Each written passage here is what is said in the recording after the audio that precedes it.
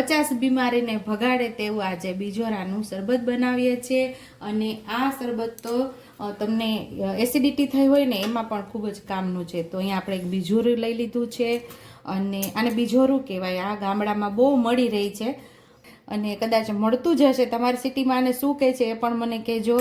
અને અહીંયા આપણે દળેલી ખાંડ લઈ લીધી છે। અહીંયા આપણે સિંધાલું મીઠું લીધું છે, કારણ કે સિંધાલું મીઠું સ્વાદે ખારું ઓછું હોય છે, એટલા માટે અહીંયા સિંધાલું મીઠું લીધું છે। અને આપણે બીજોરાને પહેલાં સુધારી લઈશું। બીજોરું સ્વાદે બહુ ખાટું હોય છે, એ લીંબુ કરતાં બહુ એનો સ્વાદ બહુ ખાટો હોય છે। બી છે ને એ બધા કાઢી લઈશું અને આની જે છાલનો ભાગ છે ને એ બધું આપણે કાઢી લઈશું, કારણ કે એ કડવો હોય છે।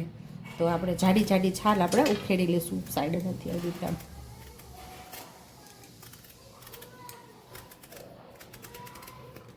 આ બીજોરાનું શરબત તો જે લોકોને પથરી હોય ને એના માટે તો રામબાણ ઈલાજ છે। અને આ શરબતને તમારે સવારે નૈણા કોઠે બ્રશ કરી અને નાસ્તો કર્યા પહેલાં આ શરબતને તમારે પી લેવાનું। પથરી માટે તો બહુ જ સારું આ। તો જાડો જાડો પાક કાઢી લીધો છે આપણે અને બિયાનો ભાગે આપણે બધો કાઢી લેવાનો છે આમાંથી। જો બધા ઉપરથી એવી આછી આછી કિનારી તમે સુધારો ને તો એના બિયા બધા નીકળી જાય। અને ક્યાંય તમારી પાસે ફળિયું હોય, અહીંયા જે કાચી જમીન હોય ને એની અંદર તમે આ બિયા વાવી દો ને તો આ બીજોરું થઈ જાય છે।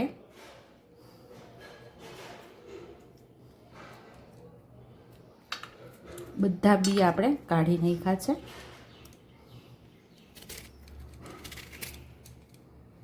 આવી રીતે અને સીધું આપણે મિક્સર જારની અંદર સુધારી લેશું આવી રીતે ઝીણી ઝીણી કટકીમાં।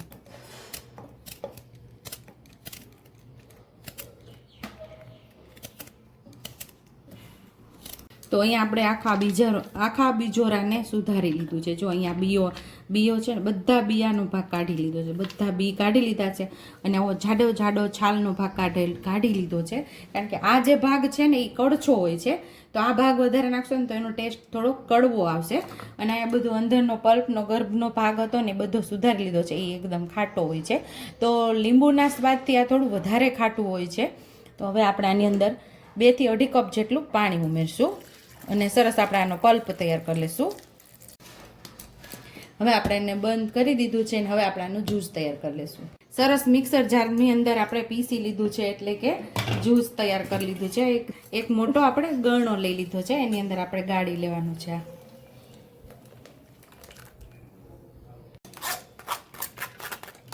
આવી રીતે આપણે ગળણામાં ગાળી લેવાનું બધું। નાની મોટી જે ગળણો હોય અથવા તો ગળણી હોય એની અંદર પણ તમે ગાળી શકો છો। હજી 1 કપ જેટલું આપણે થોડું ઠંડુ પાણી ઉમેરશું આમાં। આ સ્વાદે થોડું ખાટું હોય છે।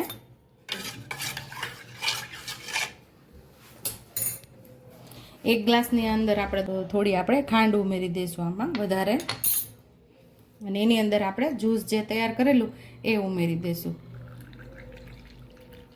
તો આ ખાંડવાળું જ્યુસ તૈયાર થઈ ગયું છે। અહીંયા આપણે સિંધાલું મીઠું ઉમેરી દઈશું, એ સ્વાદે ખારું ઓછું હોય છે। તો ચમચીથી આપણે ખાંડને સરસ આપણે જ્યુસ સાથે આપણે ખાંડ મિક્સ કરી લઈશું।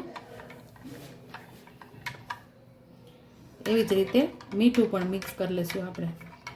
ટેસ્ટી એવું આપણું બીજોરાનું જ્યુસ અથવા તો શરબત તૈયાર છે। આ 50 બીમારીમાં કામ આવે તેવું આપણું બીજોરાનું શરબત તૈયાર છે। અને ખાસ કરીને જે આપણે કિડની સ્ટોન અને જે આપણે કહીએ ને કે પથરીની બીમારી કે તકલીફ થઈ હોય તો એના માટે તો રામબાણ ઈલાજ છે આપણું આ બીજોરાનું શરબત। જો તમને મારી રેસીપી પસંદ આવી હોય તો મારી રેસીપીને લાઈક કરજો, શેર કરજો, સબસ્ક્રાઈબ કરજો, બેલ આઇકોનને દબાવતા ભૂલતા નહીં અને કમેન્ટ બોક્સમાં કમેન્ટ કરજો કે મારી રેસીપી કેવી લાગી। તો આવજો।